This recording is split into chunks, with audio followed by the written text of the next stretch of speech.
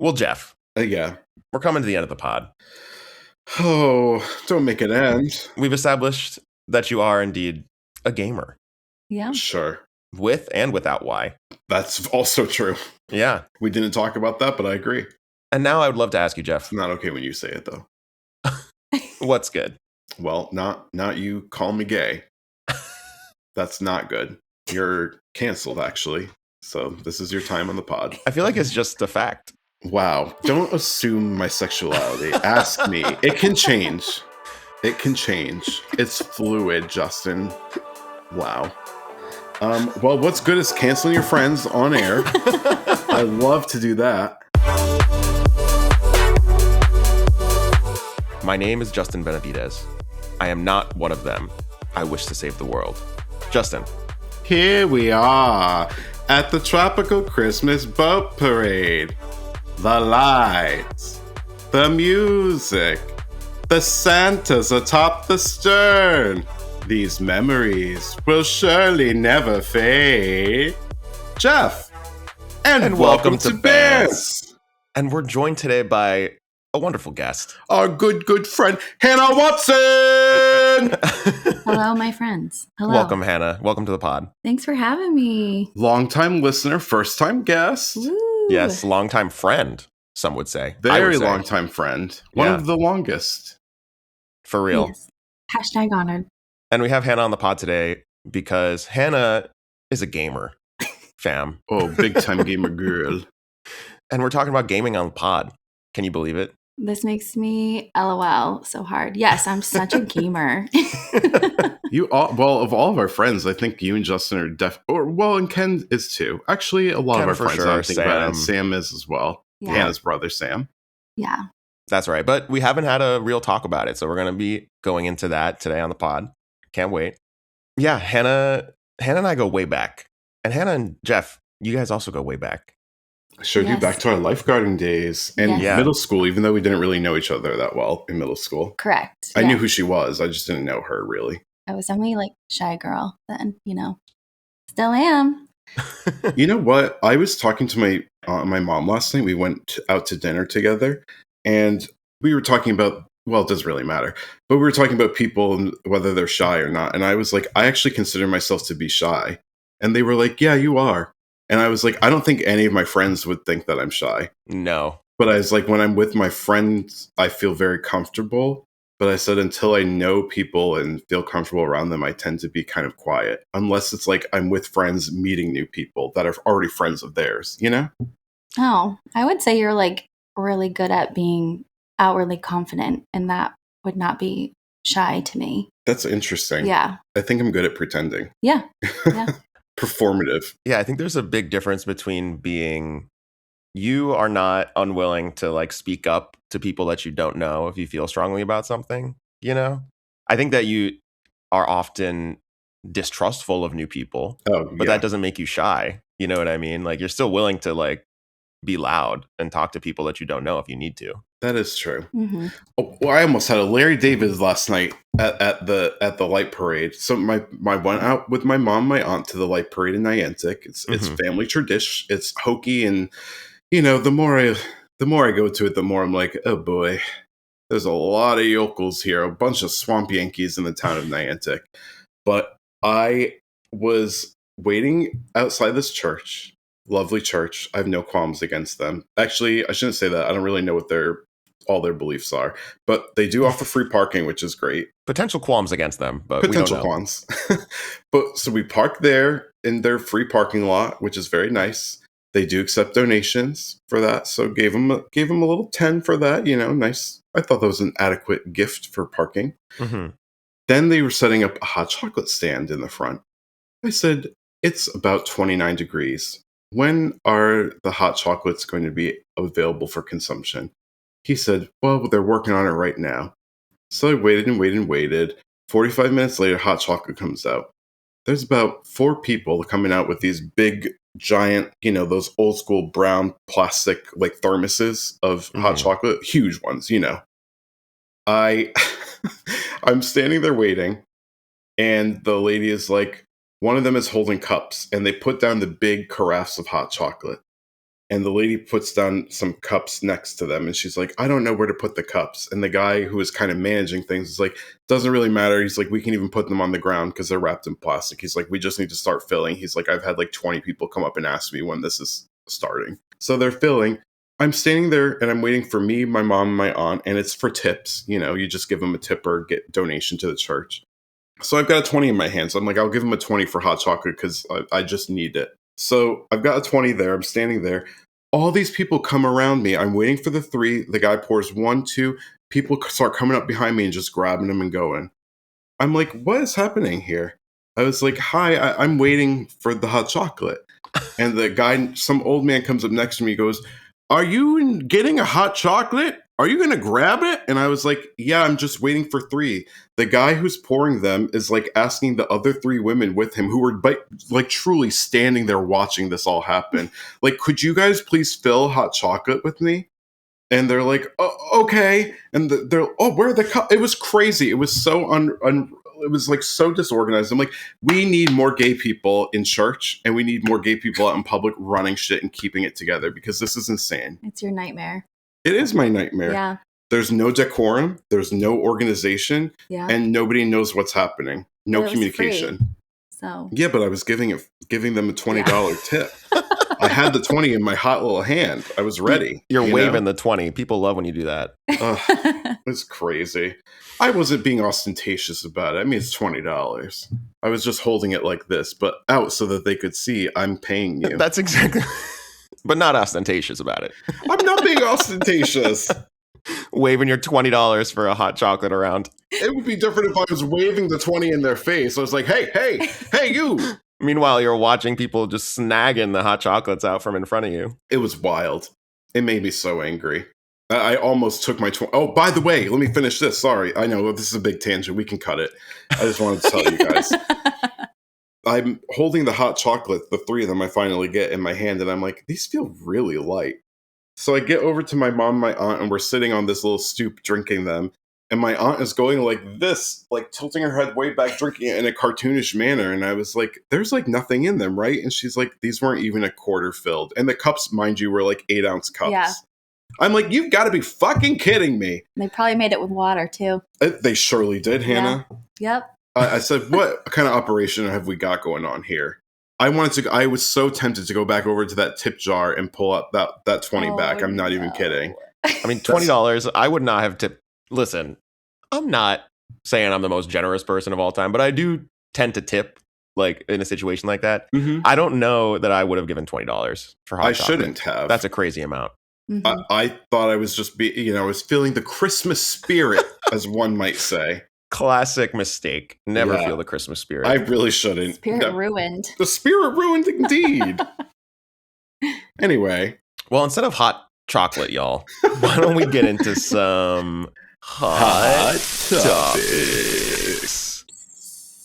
I like the added sizzle. Last week we talked about the Warner Brother Discovery merger. Netflix has offered to purchase WB Discovery in an offer that was accepted by Warner Brothers leadership. Geoff, you haven't had the chance to comment on the subsequent Paramount hostile bid for Warner Brothers Discovery. And Hannah, you haven't had a chance to talk about it at all. So, quickly, thoughts on this? It's tough. Yeah, it's tough. You presuppose that I know about the Paramount hostile bid, Justin. Oh, you act like I did my homework. And I never do. I'm acting like you listen to the podcast. Okay. Okay. So after we recorded last week, but before I finished the edit, news came through that Paramount had made a hostile bid for Warner Brothers Discovery. And for those who don't know what that means, basically the Warner Brothers leadership has already accepted the Netflix bid, but Paramount is going directly to shareholders and saying, our bid is better, and we hope that you would choose us instead of Netflix. Very Succession coded. It's dramatic, very Succession. And part of their argument is like, we are going to have a better chance of regulatory approval because of the relationship between the Ellisons and the current administration. And I think that's absolutely true, because then he who must not be named was saying in some insane... By the way, did anybody see this insane press conference that took place in the Poconos at some casino? I try to avoid. He complained about not being able to say Indian anymore. Now we have to say a new word, Native Americans. Native Americans. Can you believe that? I was like, what is happening? He Yikes. complained about the deal, saying, I think it's a bad deal. So, like, very clearly, that administration wants Paramount to go through. And I wouldn't be surprised if Ellison had this planned all along to, like, do a hostile takeover or attempt a hostile takeover. Mm-hmm. Well, yeah, even before the news broke about the Netflix bid, there was scuttlebutt about the Ellison saying it being unfair, basically, the deal. You know, they've been cozying up to the administration for a while now, so it's not surprising that this happened. And it could be months before this whole thing is decided. So just wanted to comment on that one more time. It's very dramatic. As we talked about last week, bad for, I think, consumers and for movies and television. Fucking boo. Big bummer. Mm-hmm. Speaking of bummers, y'all, we've also talked about artificial intelligence, Oh my God, not A1. A1, and Disney has made public statements saying that they want to incorporate AI into their streaming platform, Disney Plus. Just this past week, Disney announced that they're investing $1 billion in OpenAI, and they're also going to allow OpenAI's video generative AI model, Sora, to use their IP, their characters, for user-generated AI content that will then be shared on Disney Plus. Wow, that's amazing. It would be so cool if they invested $1 billion in, I don't know, ending hunger, in student loan forgiveness, in homelessness prevention. Yeah. That would be fascinating. How about just like new stuff? What if we just... Where Abigail Disney at? We need her to be in charge of this company. Who? Abigail Disney, famed philanthropist? I don't know. Sorry, I don't know the history. One of the few good billionaires, I would say. Well, I mean, one could argue, and I might even agree with this, that there are no good billionaires, but she is a philanthropist and she's like very progressive thinking, and it would be great if she was just in charge of that company and was like, hey, we're not doing that. That's stupid, and we can solve a lot of problems in the world with our massive amount of wealth that is just continuing to grow. I think listeners know Geoff and I's opinion about A1 and this whole Disney arrangement, but Hannah, How do I feel? I don't think listeners know how you feel. You know, I do use A1 for work. It's helpful. But I think that's the extent of it. And it's a little spooky scary, you know? In what capacity do you use it at work? So I'm in the medical field. So I do a lot of like, I'll simplify some of my documentation where I'll like edit some notes and then be like, hey, can you take these and give me a little blurb? That will be really helpful. So I do things a lot like that. That to me is like the use case for A1. Yeah. And for like, you know, LLMs in general. Yeah. Yeah. The A1, Disney, that kind of stuff. Speaking with my field, I work with people with special needs. I just like picture like all the YouTube videos like now of like Donald Duck doing weird things, or you know what I mean? Like people making isn't that what that is? Like they can use Disney content to make A1 videos, and that like scares me. What do you mean by doing weird things? Like sexual things? Well, I'm sure not sexual with people I work with. Not that. I mean, right. Not like necessarily your people, Hannah, but that is a thing that people do with AI. Yeah. Well, I mean, we in our Disney movies, they had like things like that, but that's true. Yeah. I think they'll take King Triton's Palace? Tell me this looks like a basket of dildos. Tell me that. Or the boner with the priest when Ariel got married. What? Yeah, the priest had like a little boner. Gotta look it up. Oh my God. Damn. So we're saying Little Mermaid's the horniest Disney cartoon? Maybe. The horniest Disney film. Okay. Interesting. Oh my God. Wait, I have to tell you this. Tell me. I did not watch it because cartoon porn is not my thing, but there is like a cartoon porn parody of the Tarzan movie, the Tarzan Disney movie. That doesn't surprise me.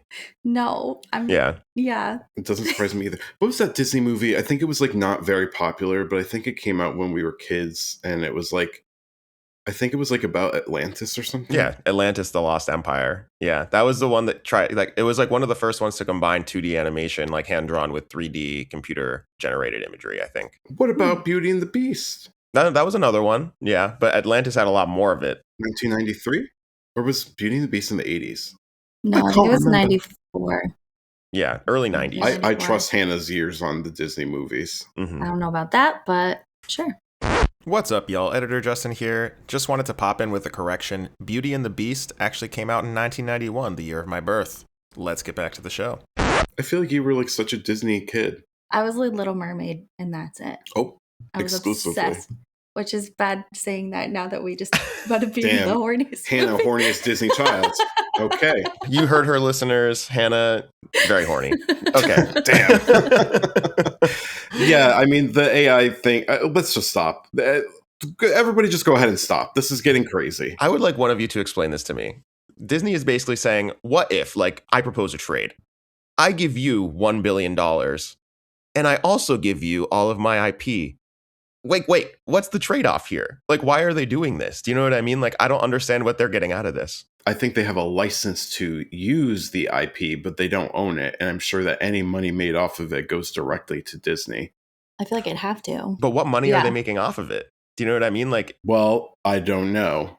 But let's say, keeping in the vein of weird AI porn, somebody makes like a porn thing with like the Disney characters and it just goes bonkers on like XTube or something. I don't think Disney wants that to happen. Like, Disney doesn't want like frozen porn. Well, I think Disney wants to make money. Sex sells, baby. Ooh. And my question to you is, how is giving OpenAI $1 billion making money? You know, I think it's probably just that they're like investing the money in the company and hoping that something happens. For Disney, $1 billion is like nothing. It's like chump change, you know? I mean, it's not nothing. It's $1 billion. I know that it's not like they're selling their company. They're not right? hurting. You know what? How about this? Let's say they don't even want to be altruistic with that $1 billion. Let's say they want to make money. Put those money into the parks and make tickets more affordable. Do sliding scale tickets. How about that? I would like for them to just make better and more movies. Yeah. Maybe pay your actors more, you know, not the stars, of course, but like pay people better that work for your company. Oh yeah. Yeah. Disney and Walmart have like such a high amount of people who are on, you know, it's corporate welfare. They're on like SNAP benefits, housing vouchers because they don't make enough money to live and eat. That should be illegal. Yeah. If you're making over $1 billion, you should have to pay all of your employees like $25 an hour. A living wage. That's just how I feel. What a concept. I know. Crazy. I guess I just don't think that the user-generated content being made, like, I don't think there's a market for that outside of like basically children, right? Because like Sora, this video generation platform, actually came out with a TikTok like app a few months ago now. For kids. And I feel like I haven't heard anything for everyone. Oh. I haven't heard anything about it. I don't think it's picked up any steam. Like, I don't think anybody's using it the same way that they use TikTok. It sounds like Disney is making a big bet that this use of Sora on their platform is going to be like a really huge win for them. And I just don't buy that anybody will care or want to consume this stuff. Yeah. I don't think so. I don't think it's happening. I'm certainly not going to be downloading that shit. No. Tough. I think it's kids. Yeah. I feel like I think of too, and I don't want to offend anybody, but like, please offend. Please do it. That's what we're about on the pod here. a Disney adult, you know, too. I feel like they're God. a certain kind of people that could like it. Yeah. And fit. Bridesmaid font people, you know? Yeah. There's like a novelty to it, right? It'll be like fun. I made a video of like, I don't know, Spider-Man fighting Darth Vader or something, right? And it's like a one-time thing, and then everybody gets over it. The same way that people have kind of gotten over image and video generation in general when it comes to AI. You know, nobody's like using it day after day for entertainment value. People are still on TikTok making Unfortunately, I'm content. going to have to disagree with you on that one because I don't know if y'all are true millennials like me and are on Pinterest every day, but every other image on Pinterest is now AI generated or an ad. Like I'll get like one real image and then I get like 2 ads and an AI generated image. I feel like one of my TikToks are like, I like watching people get their hair cut and they'll show like examples of what they want their hair to look like. And they're like, okay, but that's an AI photo. So it's not realistic. I feel like that happens a lot too. Damn. That is so tough. Yeah, that feels like bait, right? Like engagement bait when you have AI content like that, as opposed to like I am being entertained by making my own content. Oh, I see. Right. You're saying from a content creation angle, you don't think that it's going to catch on. You don't think it's caught on. Yeah. Yeah, but there are a lot of channels on YouTube too that just do AI generated stuff. Like I was, looking for Christmas inspiration and I'm obsessed with this. I love watching like British people, especially these like gay British couples. They're so cute. and proper, and they always wear turtlenecks. And I love watching them like decorate their little townhouses or their apartments for the holidays. And so I clicked on one the other day, and it was like, come with us while we decorate for Crimbo. And I was like, that looks so fun. I clicked on it. It was all AI generated images of like this fake gay British couple and like their fake townhouse with like outrageous decorations that were like so eye-catching. And I did click on it because I was like, that looks amazing. How the fuck did they do that? And then I realized like within 2 seconds, I was like, this is all AI generated. It's so fucking weird. Yeah. But it had so many views. It had like 71,000 views within like 3 days. They're making money. I guess that's what I'm saying, is that people only like this stuff when they think that it, like, if people knew that it was just AI, I don't think they're clicking on it. And like this Disney Plus side chat basically would be like labeled Sora generated AI content, you know? And I just don't know if there's like a market for people wanting to see that stuff. I don't know. Maybe I'm wrong. I don't know. I do wonder about the youth. Yeah.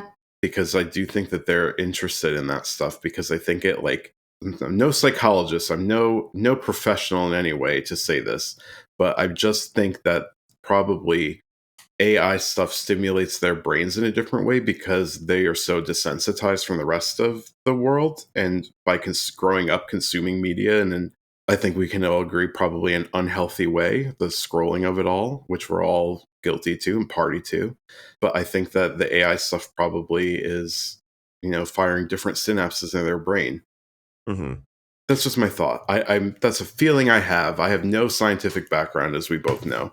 Well, this is my background, my wheelhouse, so you're right on. Oh! Point for Geoff. Yes, point for you. Point for you.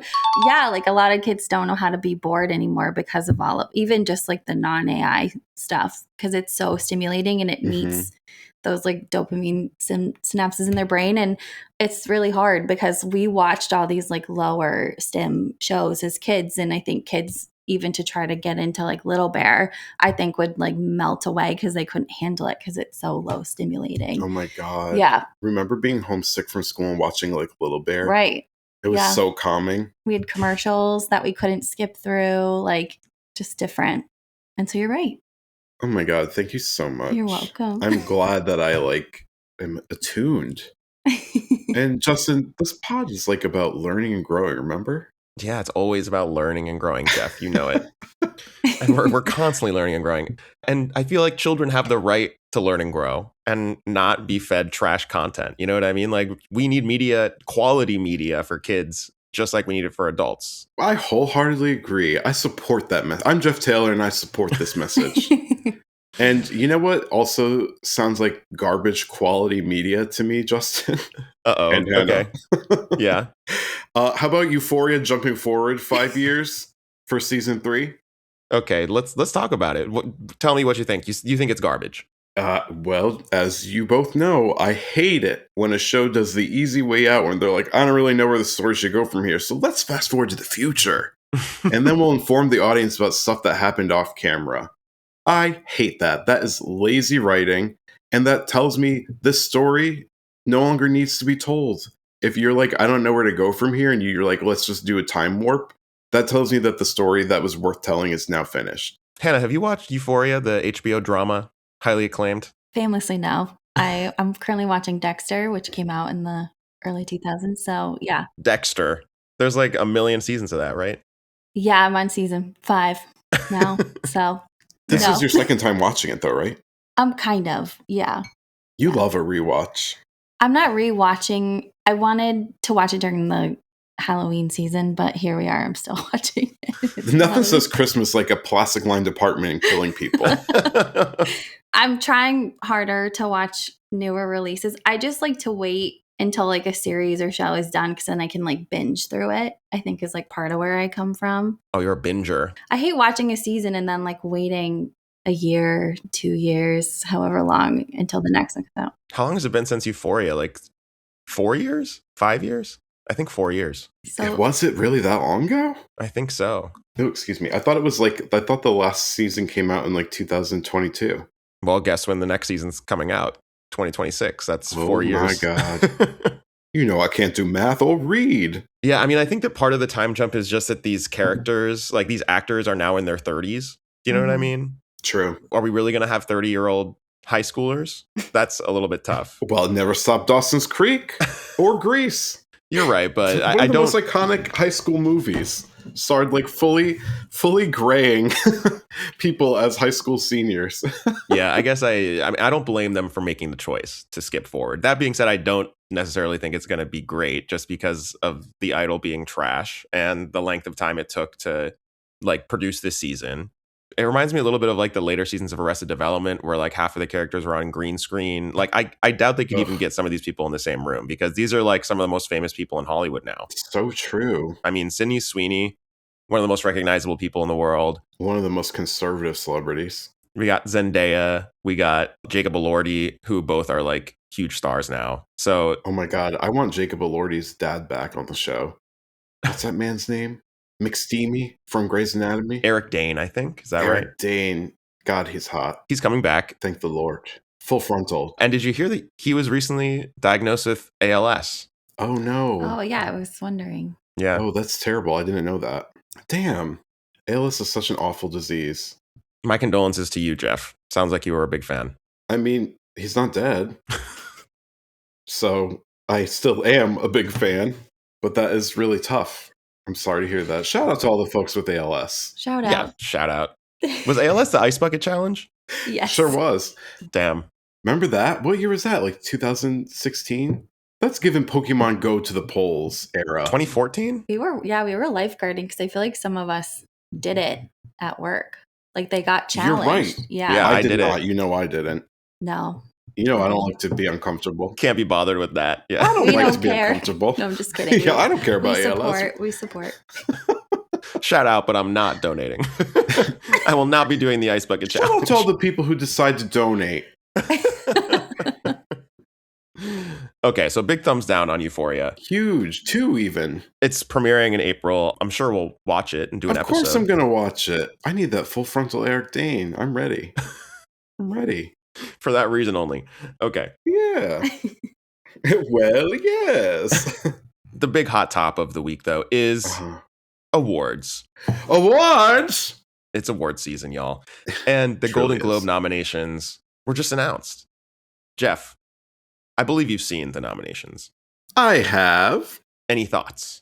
Well, I have a few thoughts, Justin. Okay. My first thought is the correct choice to bring back Nikki Glaser as the host because she absolutely killed it last year. Strong agree. I also think too many nominees. Too many nominees.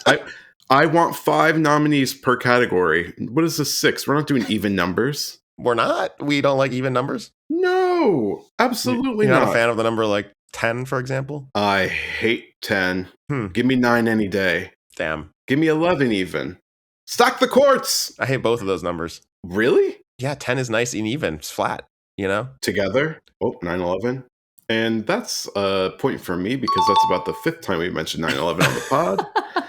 Okay, real question. If you're Yes. changing the volume in your car Okay. and there's numbers associated with it, Yes. I'm only doing multiples of 5. Multiples of Oh. 5 are okay when it comes to volume. Oh, 100%, which of course there are even numbers. We Yeah. understand Mhm. how numbers work. In that period of time, it's okay. You trying to convince yourself that you know how numbers work by saying that? Well, Justin, don't call me out on the carpet like this. I'm not a dirty dog. I think that round numbers can be fine when it comes to volume. 100%. Hannah, you had a different response. I like odd numbers. I go by odd, yeah. Thank and I you. really like things of 3. That's like kind of You what like my multiples weird- of 3? Yeah, 3, 6, 9, blah blah blah as you go. Yeah, Damn, you're fine. yeah. 3, 6, 9. Damn, you're fine. One more time, get low. Get low. Ooh, Title of you episode, singing. get low. Oh my God, you're so right. I've sung on the pod before. Wow. Let's not get crazy. I didn't even have to ask you. Point for me. We just gotta get low next time. Point for you, Justin. Proud of I'll you. take it. Yeah. Thanks, Hannah. Bing-a-ling dong. Okay, but I do think that it should be 5 nominees per category. I just like 5 as a number Mhm. and less of a chance of a tie, you know? Because it's so likely that there's going to be 2 that you really like out of the 6, and it's going to split the vote more and more. And the more you split the vote, the more likely the result would be a tie. And that's math. Has there ever been a tie in an award show like this? I don't know. I'm not that kind of gay. My guess would be no. I think there's enough voters that it's very unlikely. I think it is very unlikely, but my point being that the more you increase the pool, the more likely a tie becomes with the vote splitting of it all. Sure. I am interested in the idea in any kind of voting situation of what is it called? Tiered ranking voting. Ranked choice voting. Yeah, ranked choice. Yeah. I think I like that more. And I do wonder how they do the voting. Like, is it ranked choice in any of these academies? I don't know. That's not a question for me to figure out. That's for you. That's for you, science boy. I'm not sure. I don't know about Golden Globes. Justin here one more time for a couple of clarifications. So first of all, there have been multiple instances of ties in both the Oscars and the Golden Globes. So point for Geoff on that one. And I did want to mention this really wild instance in 1989 where there was a three-way tie between Jodie Foster, Sigourney Weaver, and Shirley MacLaine at the Golden Globes, which is just a wild story. Now, in terms of ranked choice voting, the Golden Globes choose their winners based on a simple plurality vote, although the Oscars do use ranked choice voting for most of their categories. Anyways, let's get back to the show. It is an interesting question. I have another question for you guys. Okay. What is comedy? Well, Justin, it seems that no one's sure because these comedy categories are crazy. Let me just list off a couple of movies that have been nominated for Best Motion Picture, Musical, or Comedy, okay? Begonia.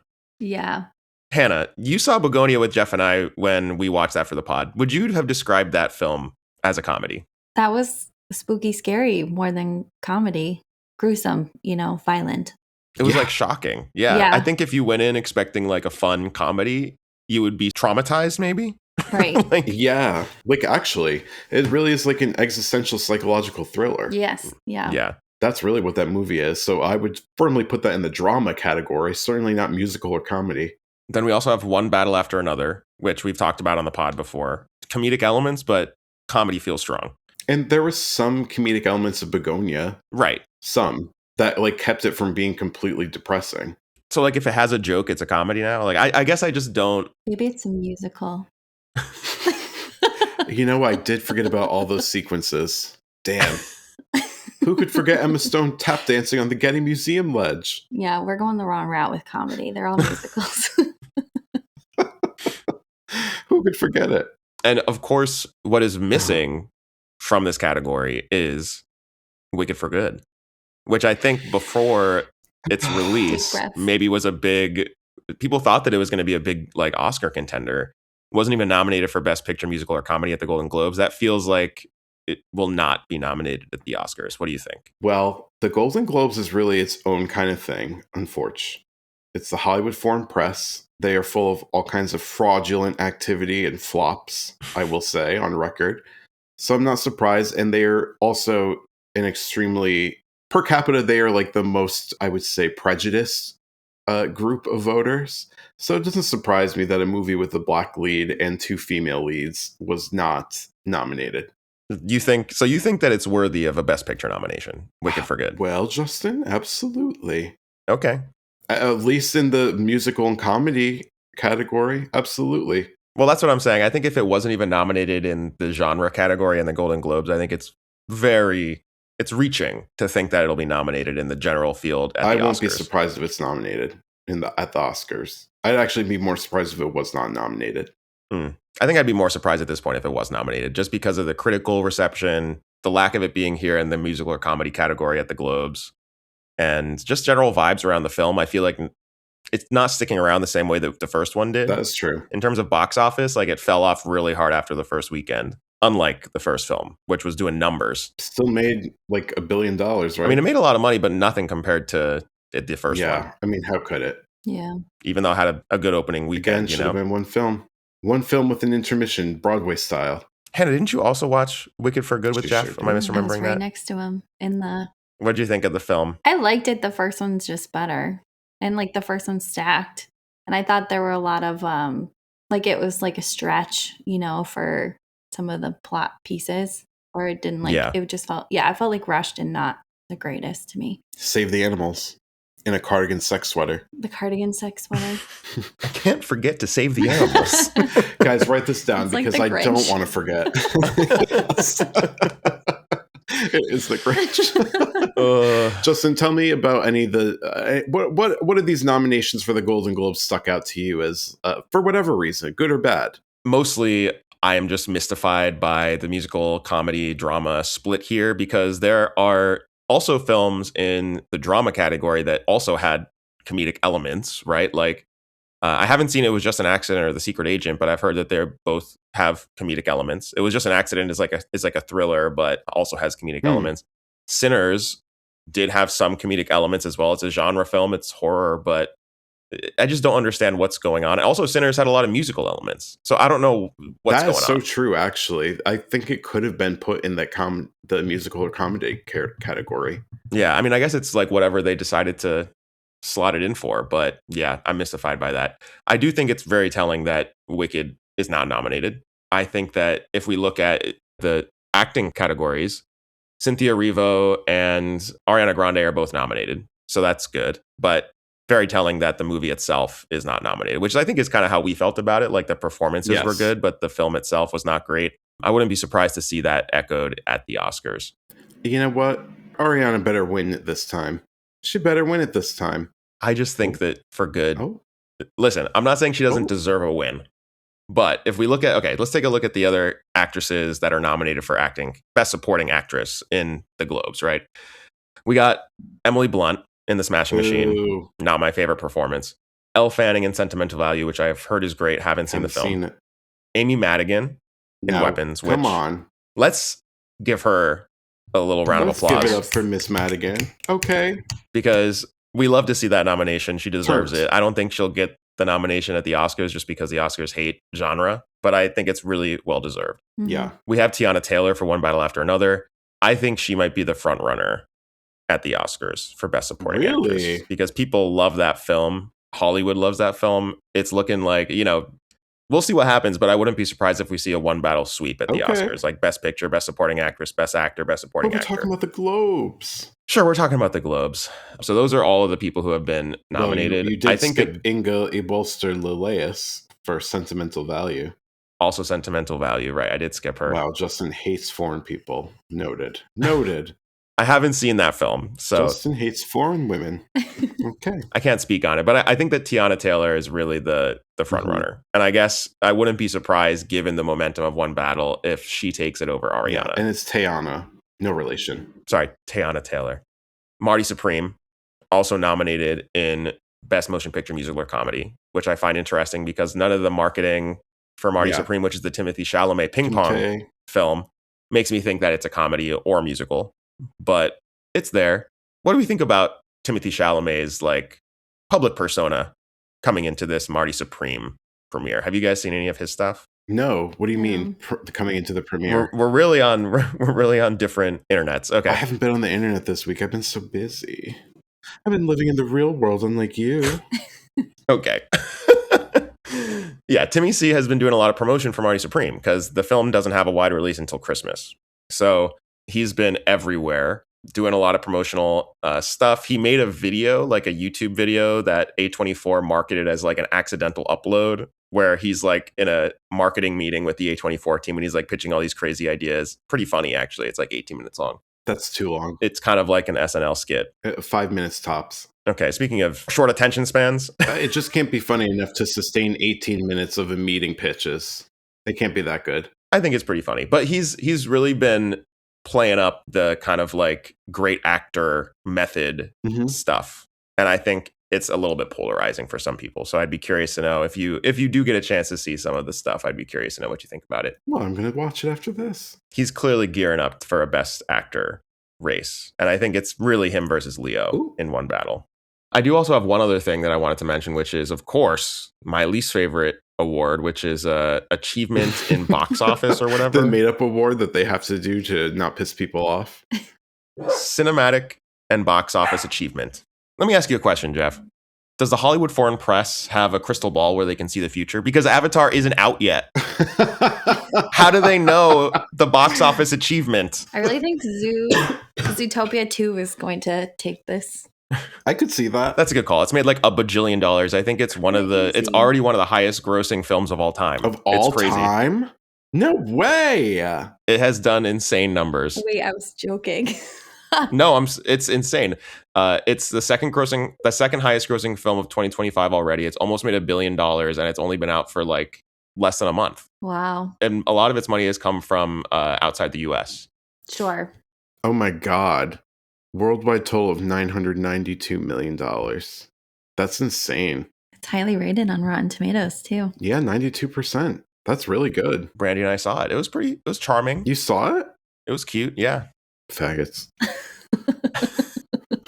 We should do a Zootopia like back to back, like 1 and then 2 like movie night. The Wicked for Good? Yes. Wicked for Good for kids. Yes. Double feature. Double feature, yes. Any more thoughts on the noms, y'all? Well, not really. No, I don't know enough, so. I feel like I haven't seen enough of these films. The only ones that I've really seen are Wicked for Good, as we all know, Weapons and Sinners. I have not seen that many films this year. It's just so expensive to go to the films, you know? Begonia. Yeah, you've seen Begonia. Yeah. I've seen half of Frankenstein. And Dead Man? Wake Up Dead Man? Why only half of it? Because I fell asleep. We talked about this on the pod, You did. on our Woke Up Dead Man pod. Yeah. Okay. I remember that, of course. Hannah, how do you remember the pod better than Geoff when Geoff was literally there? How is that possible? Well, Hannah's brain is not mush, so that's always a good starting point. Point for Hannah on that one. Yeah, point for Hannah. Oh, nice. In fact, we'll give you 2. We'll give you 2. Ooh. Wow, generous today. Okay, let's see how many I've seen. I've seen half of Frankenstein, Hamnet. And you wept like a You bitch. wept. I did indeed. Well, how can you watch Hamnet and not cry? I mean, it's impossible. I've seen Sinners, Begonia, and One Battle After Another. Those are the ones I've seen. Okay. A lot of these haven't even had a wide release yet. So true. that's interesting. Yeah. I really need to see K-pop Demon Hunters because all my patients really love that movie. And Golden gets in my head maybe once a day. So that's on the list. Justin, have you watched Kmart People Blunters? What was that? Can you repeat that? The K-pop demon blunters? I have not seen, K-top Peeman Bunters, so I haven't seen that. No, Yeah. Me neither. Same. Me neither. We gotta check it out. We gotta check it out. I think it's on the Netflix. It is on Netflix. And famously, we love Netflix on this podcast. We can't get enough of this stuff. We're constantly praising them. Yeah. Well, let's take a quick break and we'll come right back to talk about some video games.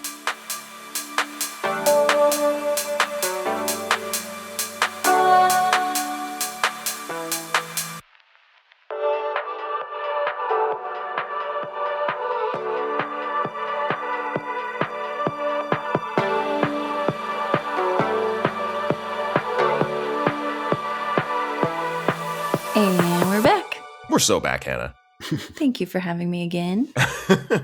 It's a pleasure, and we're excited to talk with you about video games. So this is something that I sometimes bring up on the pod, and Geoff is like, Justin, nobody gives a shit about this. I sometimes bring it up. Yes, sometimes. So, I could be talking about it so much more. Who are you lying to? You bring it up every single recording. You have a video game to talk about. Whether That it's is in a not What's true. Go- Yes, it is. All the Every listeners single agree pod? with me. All the listeners know. They agree with me. I finally got my way because we have an entire episode about gaming. Because I think it is an interesting thing to talk about. And Hannah, I feel like of our friend group, you're one of the people who is like the closest to gaming culture in a lot of ways, like compared to many of us. You are familiar with like a lot of streamers. I feel like you're always talking about the games that you're playing. Yeah. I took a big break from gaming, but I got my darling brother gifted me a Switch 2, which was like the nicest thing ever. So I've been back into playing again. And I missed it, I think. It's like nice. It's like a nice like leisure calm down activity. Yeah, before we get into what our current relationship is with games, Sure. I wanted to ask both of you, where of a generation, maybe one of the first generations where we grew up like from children playing a lot of games. So I wanted to ask you what your relationship was with games like growing up, like your history with gaming. Can I, before I go into history, can I bring up like one of my favorite memories that involve both of you? Of course. So we worked together as lifeguards, and I think fortunately, unfortunately, we spent many a night drinking and hanging out together, whether it was at my parents' house with the pool or down the road or whatever. The Oasis. This is such a Yes. lie. I've never drank alcohol before in my life. Never, especially like working as a lifeguard for every day. But you both would end up like sleeping over my house most of those times. And whether you would like crash on my brother's futon, Sam's futon, or like our couch, we'd always wake up and play Smash Brothers. And then it like transitioned to like we've had like Smash Brothers competitions, and whenever we have a sleepover or do like our holiday overnights and things like that, that's like one of my absolute favorite pastimes. Mine too. I love doing that with you guys. It's always so fun. It's wonderful. I love it too. I mean, we're having a New Year's Eve party again this year. I mean, I'm planning on bringing Smash, so I'm sure we'll play, at that house too. Can't wait. Of course we will. I'm looking forward to it. It's a requirement. And I will defeat you all with Zelda as usual. You say as usual. That's arguable. I really wish we could like add a snippet in of hearing you guys like in your vernacular when you play video games, because it's like curses, you fool, and then and then you just hear like the clickety clack of the controllers like the other half of the time. Yeah. And this was like most apparent like during pandemic times when we would also play virtually with each other. Oh my god, so fun actually. Yeah. We all kind of pitched in and got Geoff a Switch during the pandemic, because we would always play together in person with like somebody else's Switch. And then when the pandemic happened and we were all separated, I think me and Sam and you as well, Hannah, we were playing online a lot. Yeah. And Geoff didn't have a Switch, so he couldn't play with us. So we all pitched in and got him one. For my birthday, for my 30th birthday. Yeah. Right. I drove to like a Lebanon Walmart to go and get it for you. That's so sweet. This is the only one that had one. It was fun. Because during the pandemic, like, there was a huge boom in gaming in general during the pandemic because everybody was stuck at home. And like, even though the Switch was like 3 or 4 years old at that point, like you couldn't get one. They were sold out everywhere. It was crazy. Was it really that old? Mm-hmm. Yeah, I think it came out 2017, if I remember. Oh my god, that's crazy. Yeah. Well, what about the staying power of the Switch, considering that they just came out with a new one last year? Yeah. The Switch 2. Yeah, it was a pretty long cycle. Yeah, and the Switch 2, to speak to the Switch's strengths, I think it is just like 2.0 version of the Switch. It's mostly the same. It feels a lot better in a lot of ways, but it's still a Switch, very recognizable. It feels so much bigger to me. It is. Hannah let me hold hers the other day. Anybody gonna say that's what she said? Oh my god. It was right there. Okay, but your guys' history with games growing up. I had a Nintendo 64 and I had two brothers. So I think that was like one of our ways that we would often hang out or like interact. We also had like, I think we had a PlayStation. My like first game that I remember playing where I was like, this is my jam was, which is still my favorite game, Luigi's Mansion on the GameCube. Because I remember that being like the just right challenge where I could like beat it.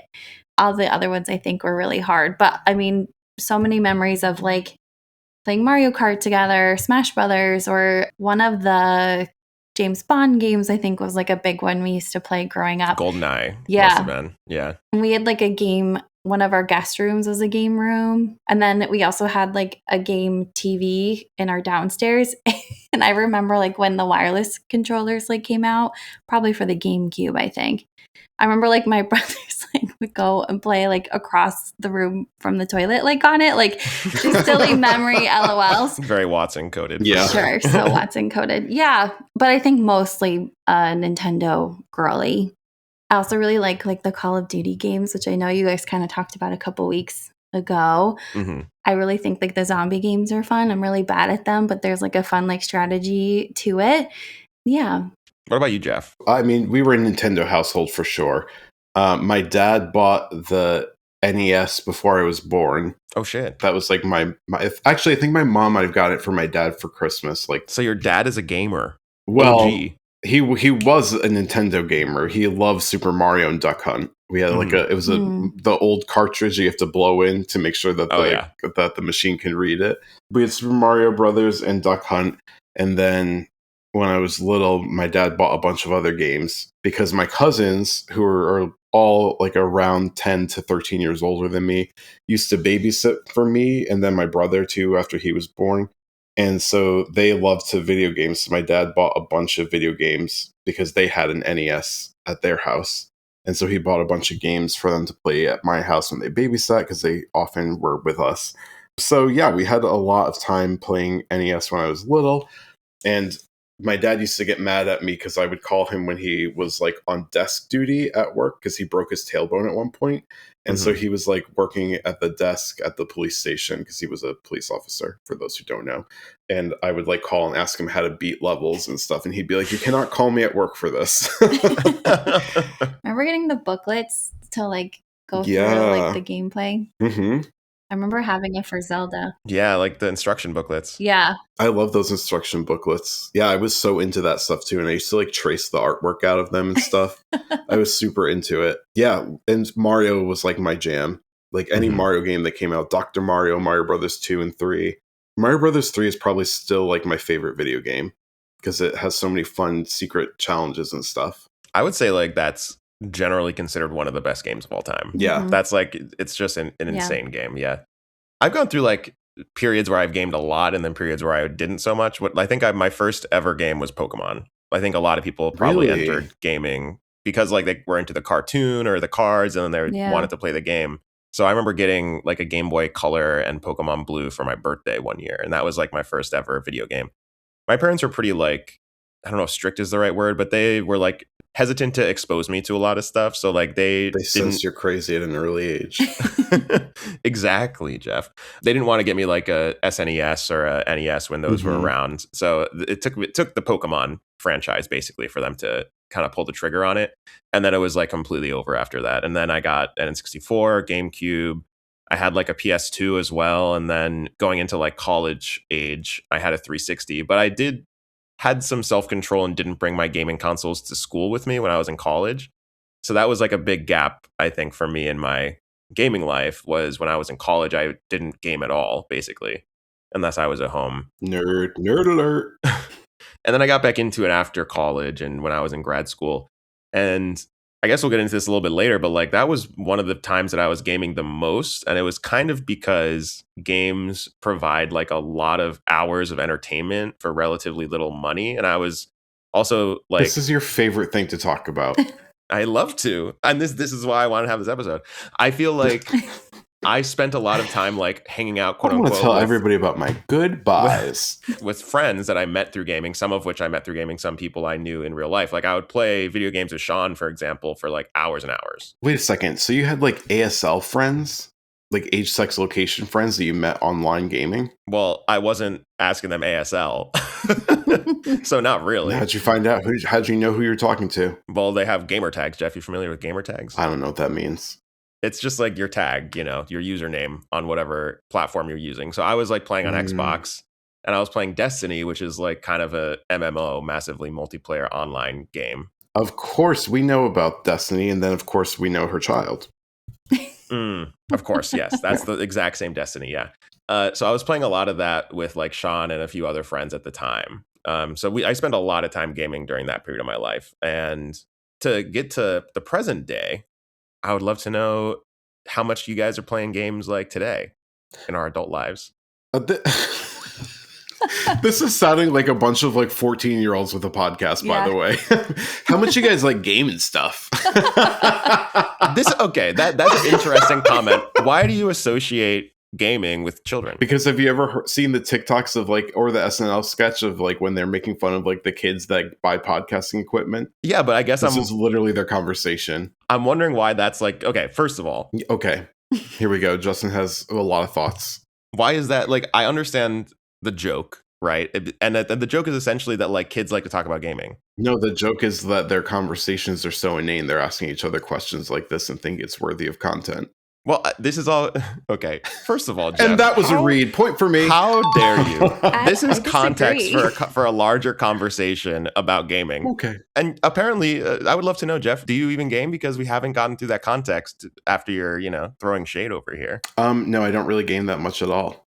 Okay, thanks. Very useful information. Hannah. Yes, I do game. I'm currently playing Lego Marvel Superheroes 2.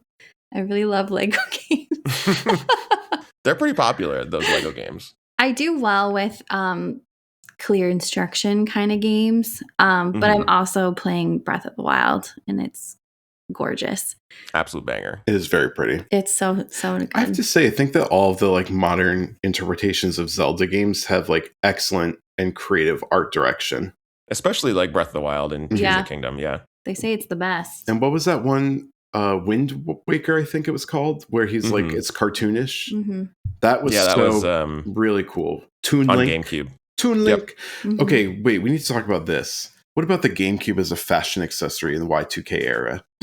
Carrying it around like a little cunty purse. With a handle. Yeah. Yeah. I love Was that anybody built-in actually handle. doing that? Oh, me? Well, You were carrying it around like a purse. Well, not like a purse, but like I would carry it around when I went to like my friend Ivan who lived down the street. We like overused his GameCube one time and it just like truly burnt out. And instead of buying a new one, I was like, I'll just bring mine over and we can keep playing Smash. I spent hours in Ivan's basement playing Smash and carry it back and forth using that little handle. It's fun. The GameCube is like such an iconic just in terms of its appearance. You know what I mean? Yeah, the design is insane. Let's talk about this. How many injuries have you sustained from video gaming? Well, Zero, except the Wii, like Wii bowling, those like Wii games can be dangerous. I used to play that with my grandma. And then I still actually play the Wii at work sometimes too with the Wii was like a crossover device. Like people fucking love that. And older people that weren't quote unquote gamers, you know?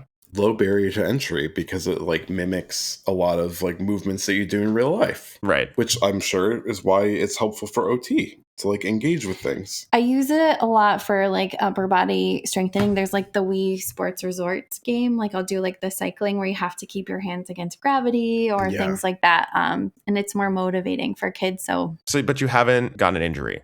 No. Because I'm wondering why Geoff would even ask this question. Well, I'll tell you why. I've sustained many injuries playing games over the years. Yes. This feels like a you problem. Well, it could be. I'm not saying that it's not. I'm just saying this is the case. I use the N64, that joystick. Y'all ever play that Mario Party game where you have to like move the joystick around like this? I can't tell you how many times I like truly like burned off the skin and had it like peeling and had blisters on my hands from trying to win that mini game. I can't even remember what it was. I think it was like rowing or something. I think you were like rowing down a river and it was like a 3 versus 1 game. And I feel like because I was always winning, Charlie Sheen, that I was like always on the one side. So it was like me as Princess Peach rowing, and then the other 3 people I was playing with, which are usually Ivan, my brother, and his sister Isabel. They were rowing against me, so I had to like do this. You know, listeners, I'm putting my hand. It looks like I'm doing wax on, wax off. Yeah, putting the palm on the analog stick and spinning. Yeah, it was like the most effective way to rotate the joystick. And you know what? I won a lot of the times 3 against 1. But sounds like a you problem. Yeah, much to the chagrin of my hand fingers. I mean, I did the same thing, but I had never blistered my palm. You thinking of the word palm? Yep, sure was. my hand palm. You know, the skin fingers. That's not your fingers, that's on your hand. Yeah. Okay, wait. What about this? How many times did you guys do like Wii games with like your family who's like not gamer people who were like, you're like, all right, we opened all of our presents, or it's after Thanksgiving and now we're going to go downstairs into the basement and play Wii games like Wii bowling and stuff? Oh yeah, all the time. So fun, right?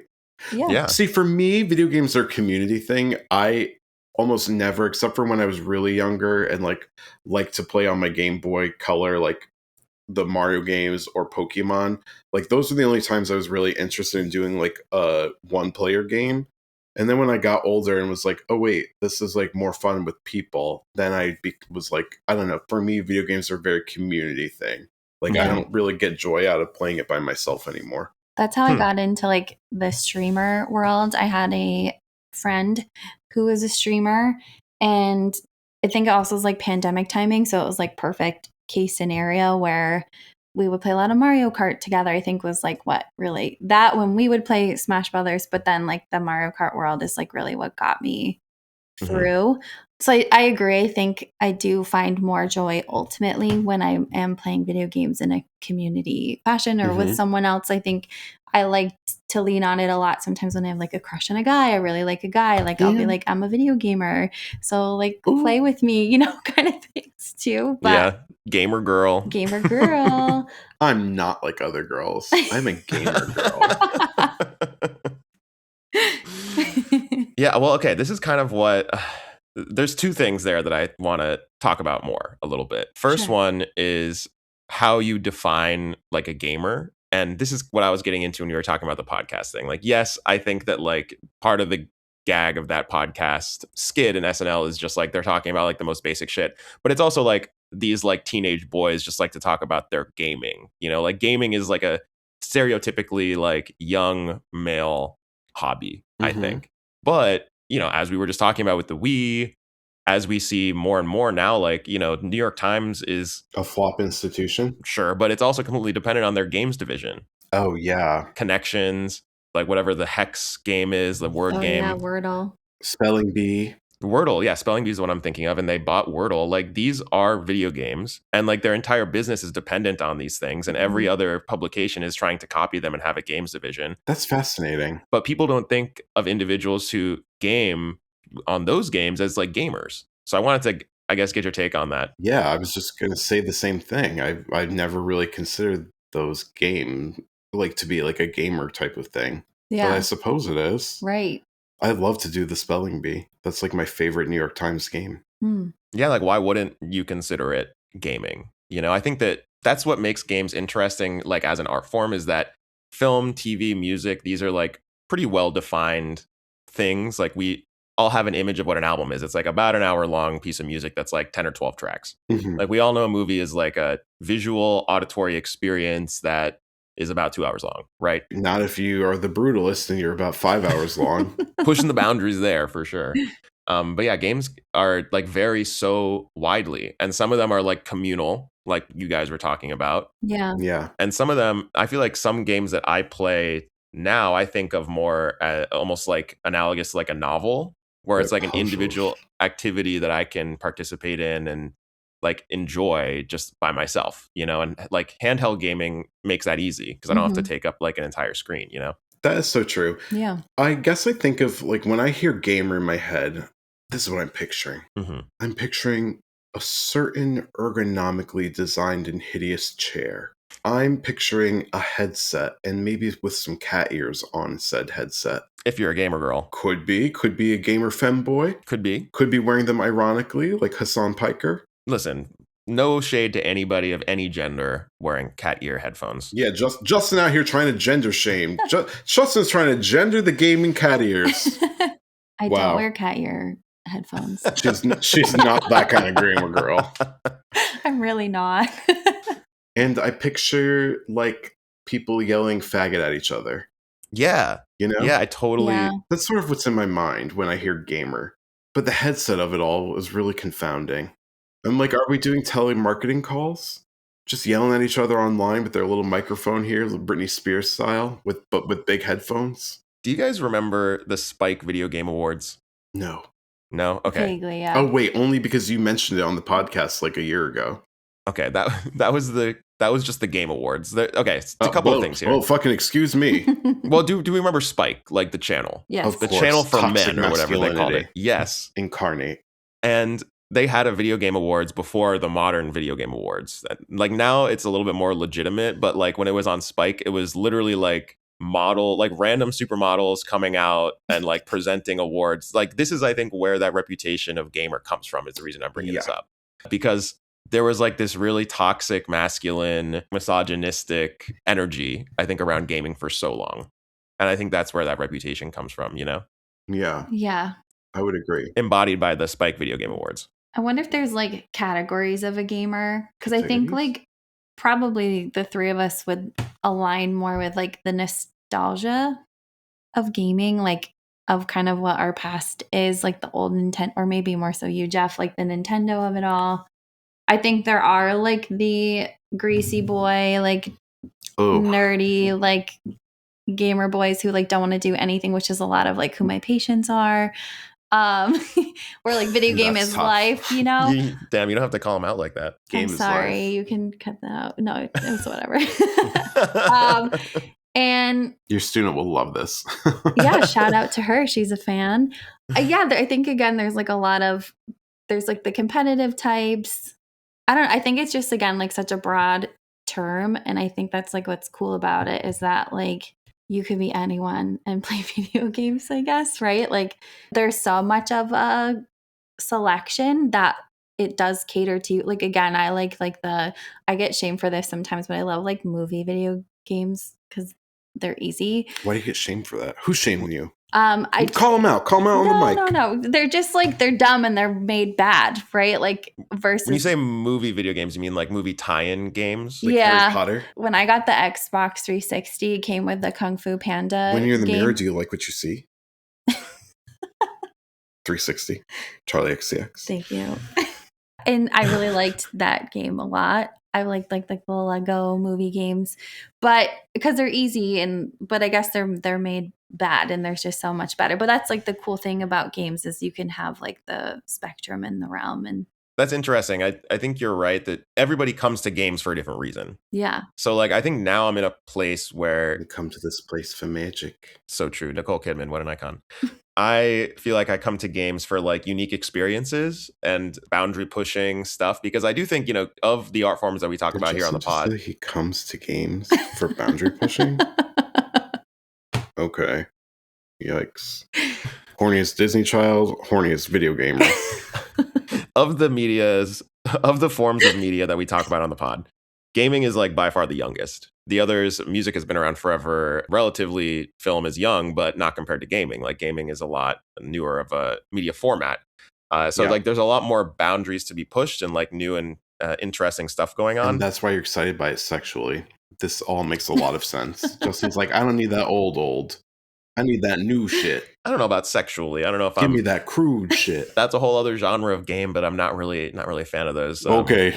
Oh yeah, because there's like VR too. Yeah. Have you ever VR'd? Okay. No, I've never VR'd. Oh my god. I've heard of it. It's really fun because they have like that. What's the one where you have to like go to the beats? That one's really fun. Beat Saber is really fun. Beat Saber? Yeah. Are we talking veggies? Saber, like lightsaber. Like lightsaber. Yeah, and you have to like move the controllers like to the beats like in different directions. It's really fun. It's kind of like DDR with your arms. And so we're like baddies like flying at you or something. Yeah. And you're like beating them away by doing the movements. You like with your saber, at them, like whatever Dance Dance Revolution or like the Fruit Ninja or the Guitar beats. Hero. Mm-hmm. Oh my god! Yes, very similar to Guitar Hero. Another like great crossover banger. Like even if you weren't a gamer, you played Guitar Hero if you were our age. I feel like Oh yeah. Wait. Rock Hero and Guitar Band are two different things. Guitar Hero and Rock Band, yes. Okay. What was the one that we played at that like epic party that Ben had at his house? That was Rock Band. That must have been, right? Because it was like people were on the drums, people were singing, people were guitaring, bassing. Yes. All that. I was a massive fan of Rock Band. Wait, this does remind me, and I can't believe I didn't bring this up yet. There was a one-time thing at our high school that was a rock band competition. Do you guys remember this? Oh, yes. I would totally remember It was like very specific time of my life. I think it was 2009. It was like right after Rock Band had just come out. And they had like a school-wide rock band tournament. And my band won. And that's actually the only thing that I was in my senior yearbook for other than just my picture was winning the rock band competition. Wow. So that was definitely not when I was there. I was gone. I just graduated. Probably, yeah. But even at your bachelor party, both of you played, was it Guitar Hero or Rock Band at the arcade? It was Guitar Hero. Yeah. That was fun. Yeah. Yeah. I love those games. They're great. It's so fun. They are fun. I mean, yeah. Perhaps in keeping with the theme of learning and growing, I had never really considered those things like gaming because I had just had that very specific image in my head of what gaming was. Right. And we're broadening your horizon. You sure are. And I'm happy. And to be fair, like those impressions, I think are very valid for a lot of reasons. You know, Thank you for validating my feelings. There was a lot of gatekeeping going on, especially like during our childhood era of gaming. Mm-hmm. Absolutely true. High barrier to entry. I think that like even now in this more kind of like broadened horizon of gaming where a lot of more people are experiencing games, there still is like gatekeeping in certain communities. And like some people, like you were mentioning, Hannah, like games can be dangerous because they do have aspects of like gambling a lot and violence, addiction. Yeah. And stuff like that. And some people like their entire social life, their entire like free time is spent playing games. And now that, you know, there are like endless games like Fortnite, right? Where there's like a battle pass that comes out every single period of time, like every month or couple of months. And you can just grind that forever and play that forever. Yeah. Roblox too is like the big one right now. Everyone's like, so. With kids, yeah. Roblox is more popular than any other game, like Yeah. ever. It's Scary. wild. Yeah. I don't even know what happens on that game. I want to say it's like Minecraft-y, but Like also, you're building stuff?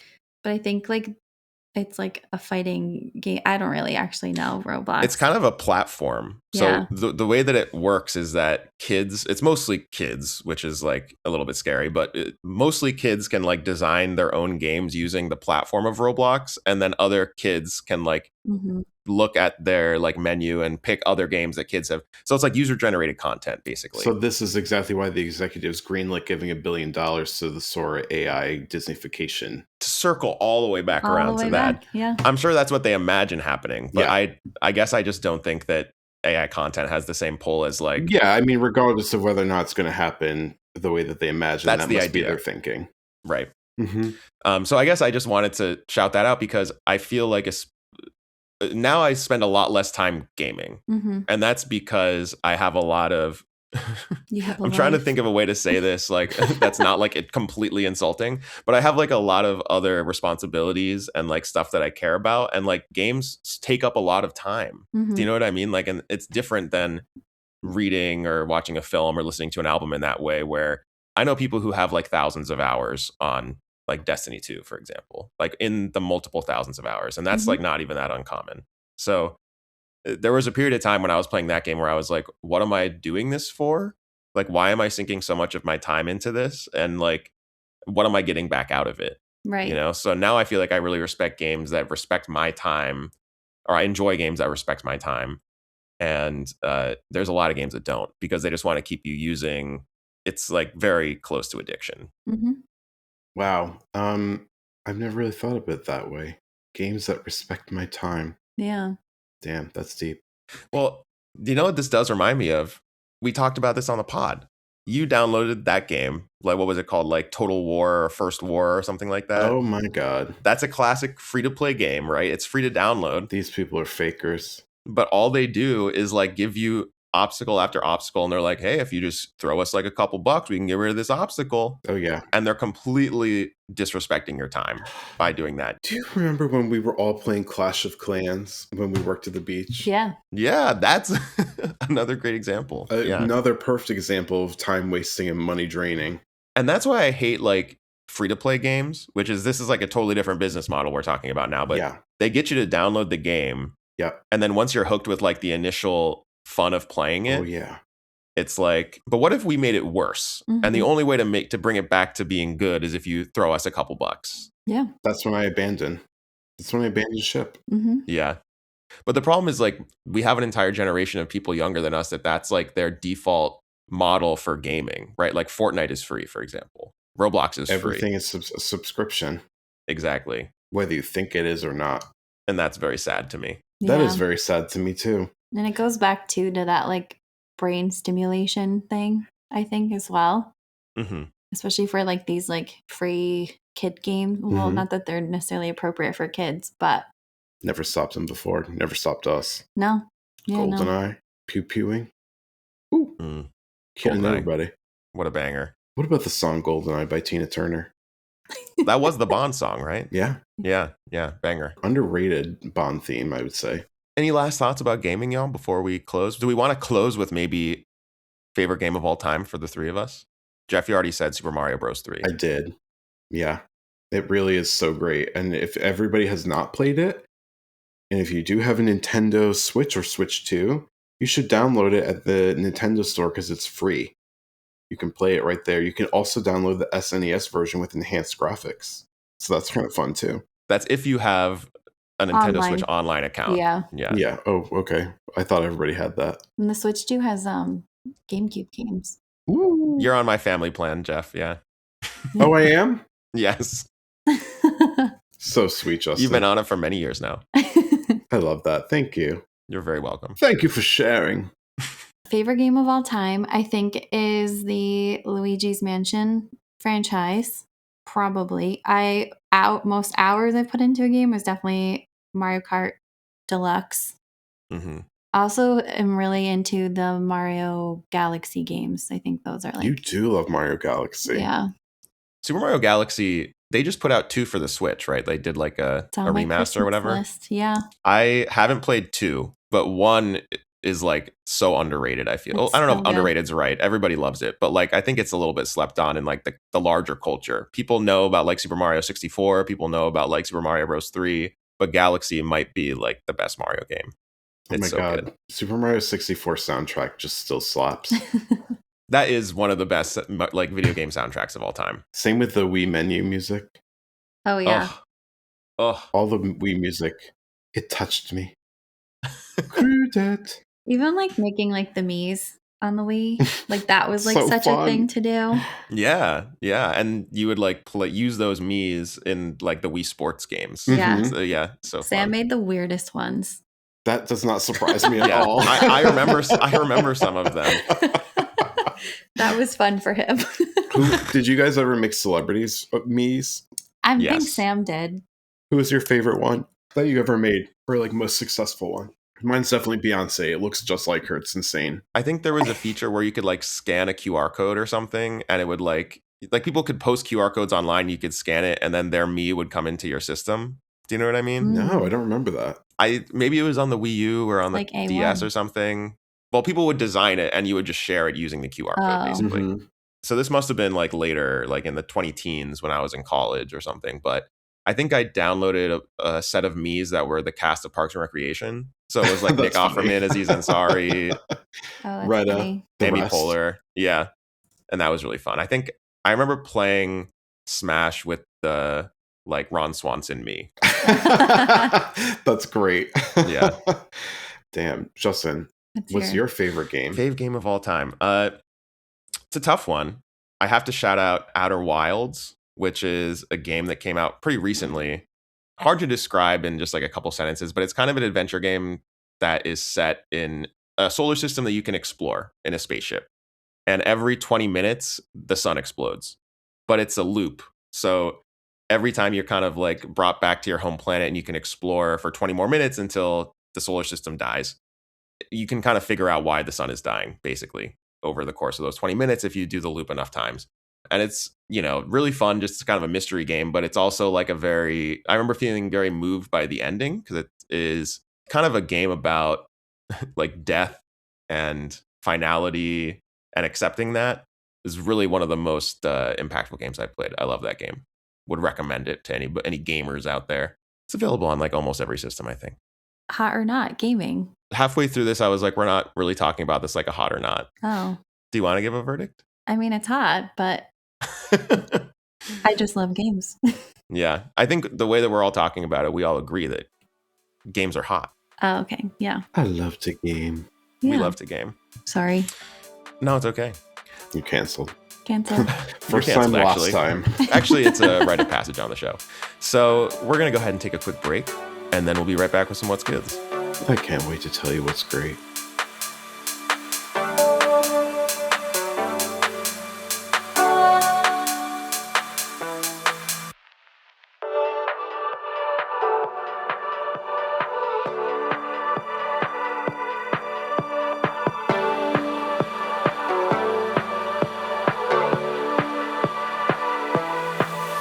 And we're back. We're so back, and we're so ready for our final segment of the pod, which is a little section called What's Good. That's right, Jeff. And Justin, I would love for you to tell me what's good with you this week. Well, Jeff, I have a musical What's Good. It's a new song, You know I love music. a single from Robin, absolute pop icon. So we talked about her single Dopamine a couple weeks ago on the You pod. sure did. I like that song. Pretty straightforward, slick pop banger from Robin, the stuff that she's the best at. Last week, Jamie XX, who is one of my favorite producers and DJs, put out a remix of Dopamine that is just an absolute banger. Jamie XX had like a really long cool period between his debut album In Color and his second album In Waves. And I think he was like maybe feeling a little bit precious about putting stuff out. Like previously, before In Color, he had like put out a bunch of remixes and singles. And then after In Color, he kind of went quiet. And I think that putting out that second album, it seems like it kind of opened him up to try some more varied stuff. And that's what this remix is. So it was really surprising when I listened to it because he stretches and warps Robin's vocals so much that it sounds really slowed down at parts, and then it seems in time at other parts. Very surprising warping of the vocal at first. And then during the buildup, he has this like incredible vocal chop part that is like really satisfying. And I feel like vocal chops now are like almost a throwback to like the 20 teens. Do you know what I mean when I say vocal chops? That'd be like when Katy Perry did in that song Alien, she's like, kiss me, kiss me. Yeah, kind of. I'm trying to think of like a good example. Do you know like in the Chainsmokers songs where like in Roses it would be like ba ba da ba ba da. Yeah. So they took a vocal, they chopped it up and then made like a hook out of it, basically. Very Skrillex coded, you know? Yeah. And that was really popular in those like 20 teens electronic music. Jamie XX has like an all-time vocal chop in the buildup of this song. And then the drop just like comes out of nowhere. It's like a breakbeat drop that is just like such a banger. This is one of my favorite remixes of the year. That's cool.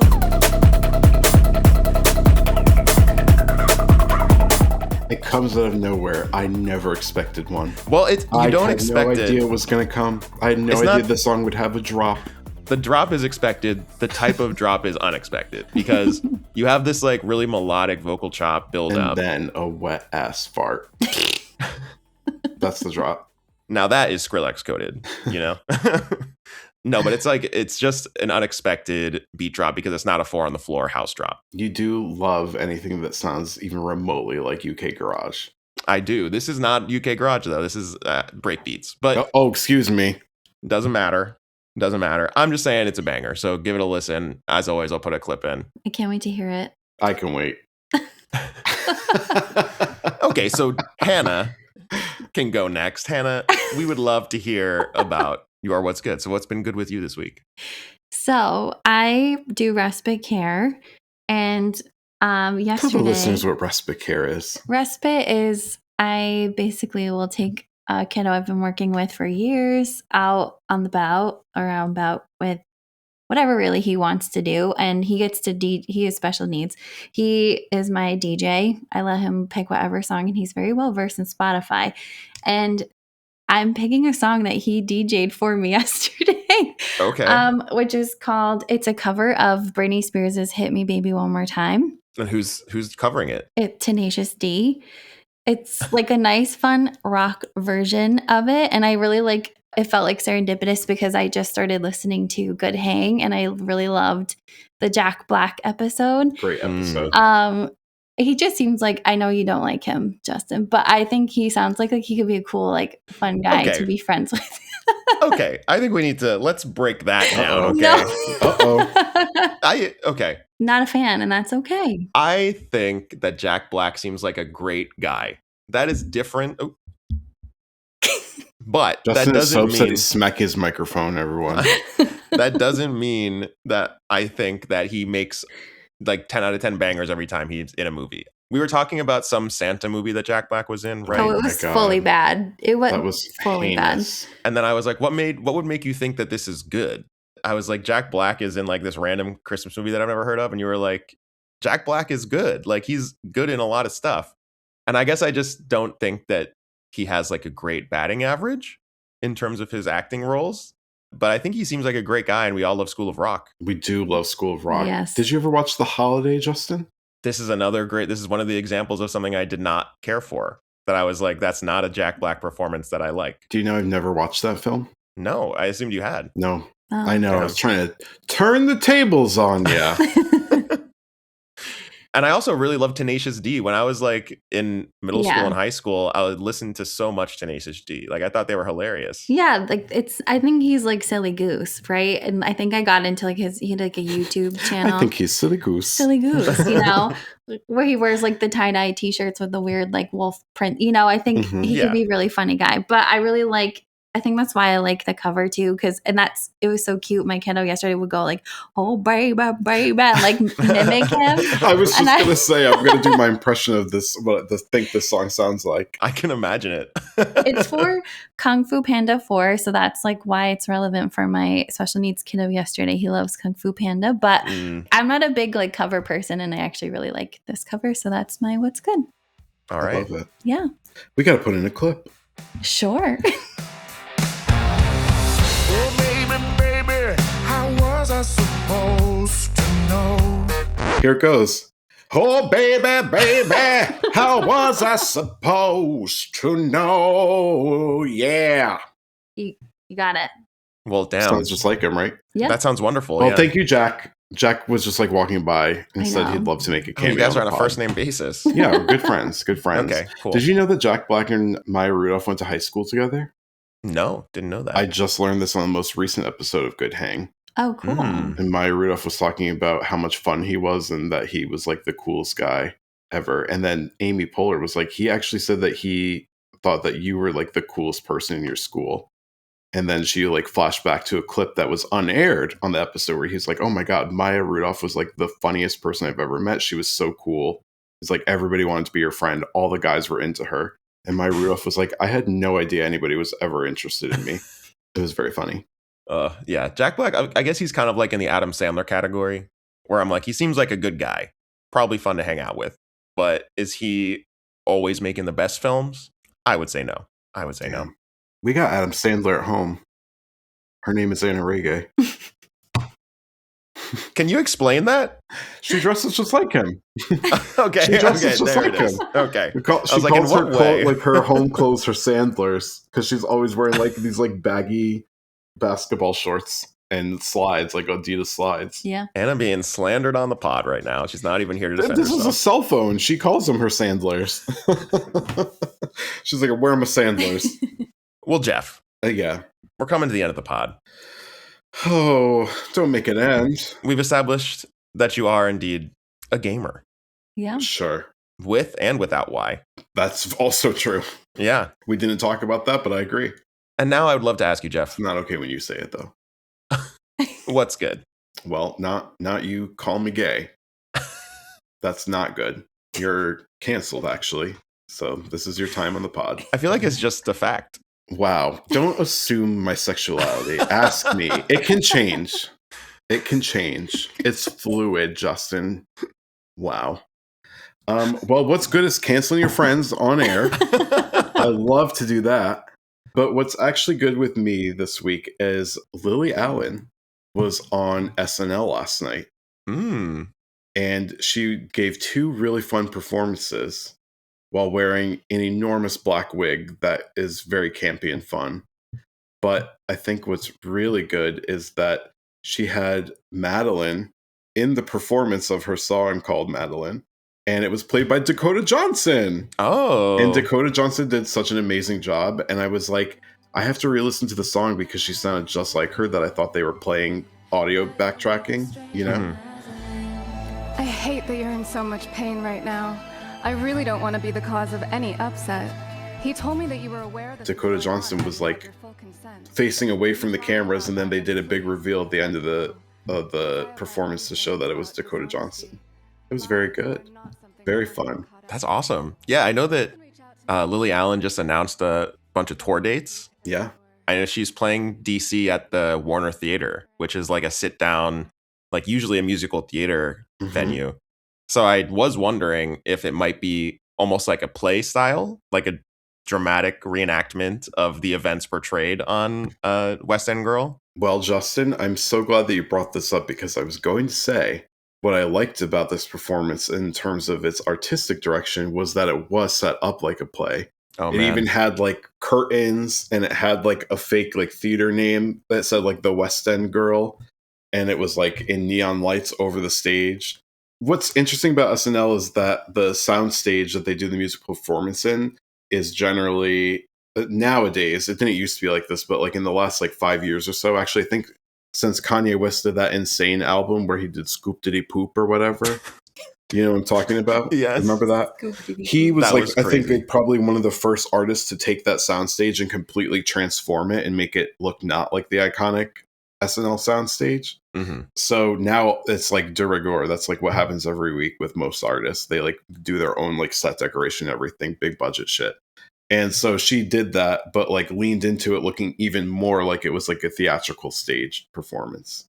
So I am wondering, and because, you know, I think having watched enough of these performances over the year and gone to concerts for artists who have also performed there, I know that they tend to reuse a lot of the same set pieces just for like cost savings. So I wouldn't be surprised if like a lot of what we saw on SNL is how she's going to stage the rest of her concerts. Fun. So it should be kind of cool. Fascinating. I kind of want to go to a show. I think it'd be enjoyable. Well, here's what I'll say is that our very good friend Bridget, who is of course on the Lily Allen episode with us, Of course. she did try to get tickets to see Lily Allen. Sold out, I bet. At this 2,000 seat theater. And she was like queued up at time of ticket release. Yeah. And the wait list was like 10,000 people long for a 2,000 seat theater. So yeah, I don't know. It's going to be tough to get tickets, I think. Yeah. Damn.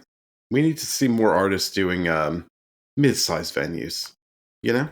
Well, if she's doing like a musical theater style show, I think that's probably limiting what types of venues I don't care. she can perform at, you know? I'll stand. I want more artists or add more shows. Just more shows. Yeah, add more of them. Mm-hmm. I mean, if there's demand. If there's 10,000 people, yeah. Although you have to wonder how many of those are bots. Right. That's true. Ugh, we got to get rid of bots. Down with A1. Down. Listen, we need to become a political podcast, I think. Because we need to legislate against A1 in terms of purchasing things, in terms of curating our feeds. And we also need to ensure that all A1 generated images and videos have a clear labeling as such. Yeah, I do agree with that last one. A lot of the boomers have been sending me stuff on Facebook and Instagram lately, and I'm like, this is A1. This is not real. Yeah. This didn't actually happen. There was not an avalanche caught on someone's Ring camera where a coyote or a wolf grabbed her pups and ran onto someone's back porch and saved them while the avalanche happened. That did not happen. This is not real life. And everyone needs to know that. And with that... Well, I guess Justin doesn't care about politics. Okay. Hannah doesn't either. We hate politics. We do. Wow. I'm just not political. I'm not political. Both sides have points. Oh, God. Hannah, it's been wonderful to have you on the pod. Thank you so much Thanks for coming. for coming on the pod. Thanks for having me. I can't believe I'm a gamer girl. It's been a joy. Believe it. Believe it. Here we are. Come back sometime. If you'll have me. Anytime. Well, Justin, next week we're going to be talking to or about... What are we doing next week? Let's remind the listeners. Geoff, we're getting into our favorite things of 2025. Oh my God, how could I forget? It's our favorite end things. of year wrap up, and we're going to be joined by a returning guest next week, Geoff. Tree timer. Our very good friend Ben, to talk about our favorite music of the year. So get pumped. Oh my God, I can't wait. And you know I love music. You know that Geoff loves music. Well, until then, listeners, bye. Bye. This has been Bants with Geoff and Justin. Bants is created and produced by Geoff Taylor and Justin Benavides. Graphic design by Geoff Taylor. Editing by me, Justin. The theme music for Bants is the track Nebraska With You by Sam Day and is provided by No Copyright Sounds. Email us at bantspod@gmail.com with any questions, recommendations, or just to say hi. If you like the podcast, rate and review us on Apple or Spotify. And tell your friends. Bye.